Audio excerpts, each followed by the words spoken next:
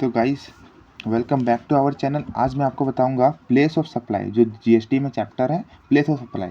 तो एक बहुत ही इंपॉर्टेंट चैप्टर है। इसमें ना मेनली 4 सेक्शंस हैं, सेक्शन 10, 11, 12, 13 जो पढ़ना है। लेकिन इसमें से 11 और 13 हमें नहीं पढ़ना है, बीकॉम में, सीए में भी नहीं पढ़ना है, इंटरमीडिएट लेवल में। ओके, तो मैं आपको बताता हूँ कि प्लेस ऑफ सप्लाई जो है गुड्स के लिए सेक्शन 10 है और सर्विसेज के लिए सेक्शन 12 है। ओके, सबसे पहले पता करते हैं सेक्शन 10 के बारे में, यानी कि प्लेस ऑफ सप्लाई जो है वो गुड्स के केस में कैसे पता करते हैं और प्लेस ऑफ सप्लाई क्यों पता करते हैं, इसका मतलब मैं आपको बताता हूँ। जैसे कि आप जो है वो कहीं पर रहते हैं, मान के चलिए आप झारखंड में रहते हैं, ठीक है, और आप कोई सामान को बेच रहे हैं दिल्ली वाले बंदे को, ठीक, दिल्ली वाले बंदे को बेच रहे हैं। तो आप गवर्नमेंट को तो पता करना पड़ेगा ना कि आखिर प्लेस ऑफ सप्लाई क्या है, मतलब कि आप सामान बेच रहे हैं तो किसके पास जो है वो सामान का पैसा जा रहा है। मान के चलिए इसने इसको जब बेचा है सामान, तो पैसा जो है वो इस बंदे ने इसको दिया होगा झारखंड वाले को, तो झारखंड वाले के पास जो है वो पैसा आया होगा। अब इसने जाके गवर्नमेंट को पैसा दे दिया होगा, तो गवर्नमेंट कमा रही है यहाँ पर। तो ये पता करना ज़रूरी है ना कि आखिर प्लेस ऑफ सप्लाई होगा क्या। इतना आसान नहीं होता है पता करना, मैं आपको बताता हूँ। देखिए, सबसे पहला सेक्शन पढ़िए, section 10 sub section 1 clause A. ये बोलता है ना कि अगर सप्लाई में इन्वॉल्व होता है मूवमेंट ऑफ गुड्स, ठीक है, तो इसका प्लेस ऑफ सप्लाई क्या होगा, जहाँ पर गुड्स टर्मिनेट होगा। मतलब कि जैसे एक बंदा यूपी का है, उसने सप्लाई किया दिल्ली वाले बंदे को, तो प्लेस ऑफ सप्लाई हो जाएगा दिल्ली का लोकेशन। क्यों? क्योंकि सामान जो है वो दिल्ली वाले लोकेशन पे टर्मिनेट हो रहा है, मतलब वहाँ पर पहुँच रहा है, वहाँ पर जाके ख़त्म हो रहा है, ठीक है। गाड़ी चली चली चली और यहाँ जाके रुक गई, जहाँ रुकी वो हो गया आपका क्या, प्लेस ऑफ सप्लाई। अब section 10 sub section 1 clause B ये बोलता है bill to ship to model. इसका मतलब होता है ना कि इसमें एक इंसान है, मान के चलिए मैं आपको यहाँ से एग्जांपल देता हूँ। एक इंसान है एच, इस बंदे ने एक एक एस नाम का बंदा है, उसको सामान बेचने का वादा कर लिया, और इसने जो है ना, इसने जो वादा किया है वो सी के कहने पे किया है, ठीक है। मतलब कि ये हो गया थर्ड पार्टी, ठीक है, ये सर्विस प्रोवाइडर, ये सर्विस रिसिपिएंट। तो यहाँ पर 3 ट्रांजैक्शन है। इसने बोला एच को कि भाई तुम एस को सामान पहुँचा दो, तो यहाँ पर जो है वो bill to ship to model है, ठीक है, इसी को बोला जाता है। मतलब एक थर्ड पार्टी इन्वॉल्व रहता है जो किसी और को इंस्ट्रक्शन देता है और ये बंदा किसी और को सामान बेचता है। तो इसमें क्या होता है कि जो लोकेशन होता है ना थर्ड पर्सन का, उसको प्लेस ऑफ सप्लाई मान लेते हैं, ठीक है। अब आगे चलते हैं, section 10(1)(c), no movement of goods involve. अगर गुड्स में मूवमेंट इन्वॉल्व नहीं है, मतलब कि आपने सामान खरीदा, ए एक दिल्ली में रहने वाला बंदा है और बी जो कि नोएडा में रहता है, वही दिल्ली मतलब यूपी में आता है ये, ठीक है, तो प्लेस ऑफ सप्लाई हो जाएगा नोएडा, ठीक, क्योंकि इसमें मूवमेंट इन्वॉल्व नहीं है। अब देखिए एक नया सेक्शन आया है, सेक्शन 10(1)(c)(a). ये बोलता है supply to a person over the counter to unregistered person. मतलब कि आपका एक दुकान है और दुकान के बाहर एक बंदा आता है, जैसे कि एक दुकान है आपका, एक बंदा आया सामान लेने के लिए और सामान लेके आप इसको पैसा दिया और चला गया, ठीक है। तो ये हो गया काउंटर पे जाके सामान ले लेना। तो यहाँ पर प्लेस ऑफ सप्लाई क्या होगा, रिसिपिएंट का लोकेशन, रिसिपिएंट का लोकेशन इनवाइस पे जो आपने रिकॉर्ड किया है ना, आप मतलब कौन, सप्लायर, आप सामान बेचने वाले, आपने जो रिसिपिएंट, रिसिपिएंट का मतलब हो गया जो खरीद रहा है सामान को, तो वो बंदे का लोकेशन आपने लिखा होगा ना इनवाइस पे। इनवाइस मतलब बिल, आप बिल समझते हैं ना, जिसमें अमाउंट लिखा हुआ रहता है, कहाँ पर आपका लोकेशन वगैरह है, क्या सामान लिया, उसी को बोलते हैं, ठीक है। तो उसमें लिखा हुआ रहता है लोकेशन। अगर लोकेशन नहीं अवेलेबल है तो सप्लायर का लोकेशन हो जाएगा प्लेस ऑफ सप्लाई, और अवेलेबल है तो रिसिपिएंट का लोकेशन। फिर सेक्शन 10(1)(d) बोलता है कि अगर आप इंस्टॉलेशन कर रहे हैं गुड्स का, असेंबली कर रहे हैं, तो लोकेशन होगा प्लेस ऑफ सप्लाई जहाँ पर वो असेंबल्ड हुआ। मतलब कि मान के चलिए आप एसी को देखे होंगे, तो एसी को लगा हम लोग खरीद लेते हैं, लेकिन उसको लगाने के लिए जो हम लोग को आदमी चाहिए रहता है।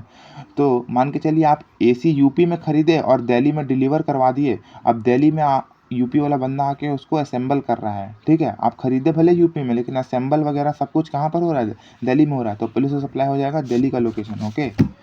अब अगर सप्लाई हो रहा है गुड्स का, सामान का, ऑन बोर्ड और कन्वेंस, मतलब कि अगर आप कोई बस है, ठीक है, मान के चलिए एक बस है, ठीक है, इस बस से क्या हो रहा है कि आप सामान को ले जा रहे हैं, तो लोकेशन क्या होगा, जहाँ पर वो बस के ऊपर हम सामान को लोड कर रहे हैं। मान के चलिए ये बस यूपी में है और इससे सामान ले जा रहे हैं हम दिल्ली में, ठीक, दिल्ली में ले जा रहे हैं, तो हम लोग यूपी में बस में बैठाए हैं अपना सामान को, ठीक है, ये मेरा सामान है, ये सामान को हम यूपी में लोड कर रहे हैं ना, तो जहाँ पर लोड कर रहे हैं वो लोकेशन हो जाएगा प्लेस ऑफ सप्लाई। इंपॉर्टेंट है ये वाला चैप्टर, ध्यान से सुनते रहिएगा। फिर सेक्शन 12 बात करता है place of supply of service के बारे में। अब सर्विस के केस में थोड़ा ध्यान दीजिएगा। तो पहले जनरल रूल है ना, जनरल रूल ये है कि अगर आप रजिस्टर्ड हैं जीएसटी में, सर्विस रिसिपिएंट का बात हो रहा है, ठीक है। सर्विस रिसिपिएंट वो इंसान होता है जो कंज्यूम करता है, जो पैसा देता है असल में। जैसे एग्जांपल देखिए, एक इंसान है, इसको चाहिए आईफोन, ठीक, आईफोन चाहिए, ठीक। ये गया दूसरे इंसान के पास, इसने इसको पैसा दिया और इस बंदे ने इसको आईफोन दे दिया। तो इसने पैसा दिया ना, तो ये सर्विस रिसिपिएंट है, जो पैसा देगा वो सर्विस रिसिपिएंट है, और जो सामान दे रहा है वो सर्विस प्रोवाइडर है। तो प्लेस ऑफ सप्लाई हम लोग इसलिए निकालते हैं ना, ताकि पता चल सके कि आखिर हम लोग जो हैं वो पैसा किस गवर्नमेंट को देंगे, सेंट्रल गवर्नमेंट को देंगे या स्टेट गवर्नमेंट को देंगे, और कौन सा स्टेट में हम पैसा देने वाले हैं, जीएसटी का पैसा कहाँ जमा करेंगे। ओके, इसीलिए प्लेस ऑफ सप्लाई लाया गया है। तो अब मैं बता रहा हूँ कि अगर बंदा रजिस्टर्ड है तो उसका लोकेशन को मान लेंगे, सर्विस रिसिपिएंट का अगर लोकेशन को हम लोग क्या बोलेंगे, प्लेस ऑफ सप्लाई, अगर रजिस्टर्ड है। अगर आप अनरजिस्टर्ड हैं तो आपको जो है हम लोग चेक करेंगे कि आपका एड्रेस जो है वो अवेलेबल है सर्विस प्रोवाइडर को। अगर है तो सर्विस रिसिपिएंट का लोकेशन, अगर नहीं है तो सर्विस प्रोवाइडर का लोकेशन हो जाएगा, ठीक है, प्लेस ऑफ सप्लाई। उसके बाद services in relation to immovable property lodging accommodation.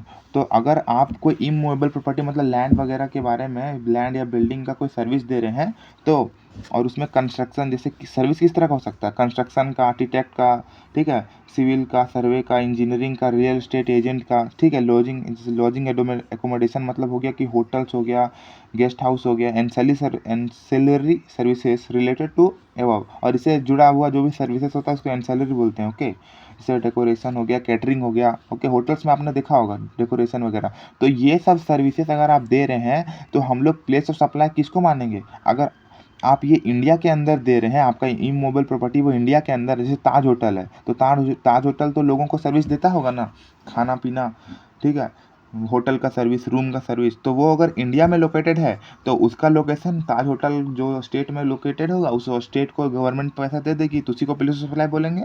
अगर वो आउटसाइड इंडिया है तो प्लेस ऑफ सप्लाई हो जाएगा सर्विस रिसिपिएंट का लोकेशन। ओके, सर्विस रिसिपिएंट का मतलब मैंने आपको बता दिया है। अब आगे देखिए, हाँ हाँ, ये वाला देखिए, हाँ ज़रा ध्यान से देखिएगा। सेक्शन 12(4) ये बोलता है ना कि अगर आपका रेस्टोरेंट है, केटरिंग है, पर्सनल ग्रूमिंग है, फिटनेस है, ब्यूटी पार्लर वगैरह है, हेल्थ सर्विसेज हो गया जैसे योगा, उसके बाद कॉस्मेटिक्स एंड प्लास्टिक सर्जरी, तो ये सब सर्विसेज अगर आप दे रहे हैं तो आपका लोकेशन होगा जहाँ पर आप ये सर्विस परफॉर्म कर रहे हैं। ये आपको सुनने में बड़ा नॉर्मल लग रहा हो कि हाँ सही बात है, कि अगर आप बाल कटाने के लिए कहीं पर जा रहे हैं तो जहाँ पर बाल कटाइएगा वहीं पर ना उसको पैसा दीजिएगा। अगर 100 रुपये में बाल कटाए हैं, उस पर 18% का जीएसटी होगा, तो 18% उस स्टेट के गवर्नमेंट को जाएगा।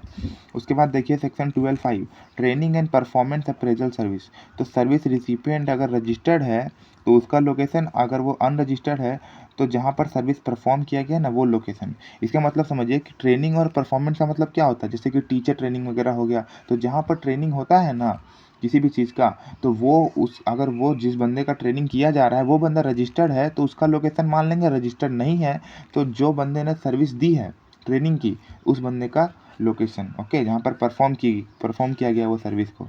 उसके बाद सेक्शन 12(6) बोलता है कि service by way of admission to a event, park, other place. जैसे एंट्री होता है ना, कहीं पर भी हम लोग पार्क वगैरह जाते हैं तो कुछ पैसा देते हैं, 20 रुपये, 100 रुपये, जैसे वाटर पार्क वगैरह जाते हैं, तो वहाँ पर क्या होता है कि जहाँ पर वो पार्क सिचुएटेड है ना उसका लोकेशन, ठीक, प्लेस ऑफ सप्लाई बनेगा। ये आपको सुनने में नॉर्मल लग रहा होगा, और नॉर्मल है भी ये चैप्टर, ये लॉजिकल चैप्टर है, लॉजिकली पढ़िएगा तो समझ में आएगा। फिर ऑर्गेनाइजेशन ऑफ इवेंट और स्पॉन्सरशिप सर्विस, मतलब आपने देखा होगा कि कहीं कहीं पर पंडाल वगैरह लगता है जहाँ पर इवेंट होता है, तो वो पंडाल लगाने वाले का जो सर्विस है वो बंदा अगर रजिस्टर्ड है ना तो उसका लोकेशन को प्लेस ऑफ सप्लाई बोल देंगे। अगर वो अनरजिस्टर्ड है तो जहाँ पर वो हेल्ड हुआ है ना उसको बोल देंगे लोकेशन। जैसे कि मान के चलिए अनरजिस्टर्ड पर्सन है और उसको हम लोगों ने सर्विस दे दिया है, किस चीज़ का, स्पॉन्सरशिप का या फिर ऑर्गेनाइज इवेंट का। तो अगर वो बंदा जो है स्पॉन्सरशिप का सर्विस जो है, इवेंट का सर्विस जो है वो इंडिया के अंदर हुआ है ना, तो जहाँ पर वो इवेंट हुआ, जैसे कि मान के चलिए दिल्ली में कोई ऑडिटोरियम है, वहाँ पर सर्विस हुआ है, कोई गेम हुआ है, फिर कोई कॉन्सर्ट हुआ है, ठीक है, कोई इवेंट हुआ है, तो वो जगह को हम लोग बोल देंगे प्लेस ऑफ सप्लाई और वहाँ के गवर्नमेंट को जीएसटी का पैसा जमा करेंगे। लेकिन अगर वो आउटसाइड इंडिया हुआ है, जिससे नहीं होता है, कोई अरिजीत सिंह है, वो चला गया श्रीलंका में जाके कॉन्सर्ट कर रहा है, ठीक है, तो हम लोग मान लेंगे कि सर्विस रिसिपिएंट का जो लोकेशन है, अरिजीत सिंह का जो ओरिजिनल घर जहाँ पर होगा, ठीक है, उसका जहाँ पर प्रिंसिपल प्लेस ऑफ बिजनेस होगा, उस जगह को हम लोग क्या मान लेंगे, प्लेस ऑफ सप्लाई। ठीक, फिर आगे देखिए सेक्शन 12(8) ये बोलता है ना कि अगर आप transportation of goods including mail courier का सर्विस दे रहे हैं और आप रजिस्टर्ड हैं तो प्लेस ऑफ सप्लाई हो जाएगा रेसिपिएंट का लोकेशन। अनरजिस्टर्ड है तो जहाँ पर आप हैंड ओवर कर रहे हैं सर्विस को वो जगह हो जाएगा। ठीक है, हैंड ओवर करने का मतलब मैंने बताया आपको, जहाँ पर आप सामान को लोड कर रहे हैं। अब यहाँ पर सर्विस था तो सर्विस जो प्रोवाइडर है उसको लोड कर रहे हैं आप लोग। सेक्शन नंबर 12(9) ये बात करता है पैसेंजर ट्रांसपोर्टेशन सर्विस, ठीक है, जैसे कि बस, ट्रेन, एयरक्राफ्ट, तो ये सब तो सर्विस होता है, तो इसका लोकेशन कैसे पता करेंगे। तो अगर आपके पास टिकट है तो और सर्विस रिसिपिएंट अनरजिस्टर्ड है तो प्लेस ऑफ सप्लाई हो जाएगा लोकेशन वेयर पैसेंजर इम्बार्क्स, यानी कि जहाँ पर वो चढ़ रहा है ना उस जगह को। जैसे कि आपको मान के चलिए दिल्ली से आगरा जाना है तो आप दिल्ली में बस बैठिएगा और आप अनरजिस्टर्ड है, अनरजिस्टर्ड मतलब आपका जो थ्रेशोल्ड लिमिट है वो 40 लाख क्रॉस नहीं कर रहा है। आप रजिस्टर्ड कैसे होते हैं इसका मैंने वीडियो ऑलरेडी बना रखा है, आप मेरे चैनल पर देख सकते हैं, प्लेलिस्ट भी मैंने डाल रखा है, तो आप वहाँ से रजिस्टर्ड कौन होता है कौन नहीं होता है वो आप पता कर सकते हैं। तो यहाँ देखिए अगर आप अनरजिस्टर्ड हैं तो प्लेस ऑफ सप्लाई हो जाएगा जहाँ पर आप इम्बार्क कर रहे हैं जर्नी के लिए, इम्बार्क मतलब जहाँ पर चढ़ रहे हैं। लेकिन आप अगर रजिस्टर्ड हैं तो आपका जो ओरिजिनल लोकेशन है ना वो लोकेशन को हम लोग प्लेस ऑफ सप्लाई मान लेंगे। फिर आगे देखिए हो सकता है कि कभी कभी आप बस में चढ़िएगा, ट्रेन में चढ़िएगा तो पैसेंजर जो है ना वो क्या करता है कि पहले से ही बुकिंग करा लेता है, जैसे कि issue of passenger for future journey where boarding point is not known, मतलब कि कभी कभी पैसेंजर लोग क्या करता है टिकट बुक करा लेता है लेकिन उसको पता नहीं रहता है कि उसको जाना कहाँ पर है। तो हम लोग लोकेशन मान लेंगे सर्विस रिसिपिएंट का, अगर वो रजिस्टर्ड है लेकिन अनरजिस्टर्ड है तो उसका एड्रेस अवेलेबल है या नहीं वो देखेंगे। एड्रेस अवेलेबल है तो सर्विस रिसिपिएंट का लोकेशन, अवेलेबल नहीं है तो प्रोवाइडर का लोकेशन। ओके, और रिटर्न जर्नी को जो है ना हम लोग वो सेपरेट जर्नी मानेंगे। इस पे एग्ज़ाम में क्वेश्चन भी आया था कि अगर मान के चलिए आप दिल्ली से जा रहे हैं आगरा, ठीक, और आगरा से वापस आप जा रहे हैं दिल्ली, ठीक ना, आगरा से वापस दिल्ली जा रहे हैं तो ये दोनों को अलग अलग मानेंगे। जब जा रहे हैं तो ये वाला हो जाएगा प्लेस ऑफ सप्लाई, लेकिन जब आ रहे हैं तो ये वाला हो जाएगा प्लेस ऑफ सप्लाई।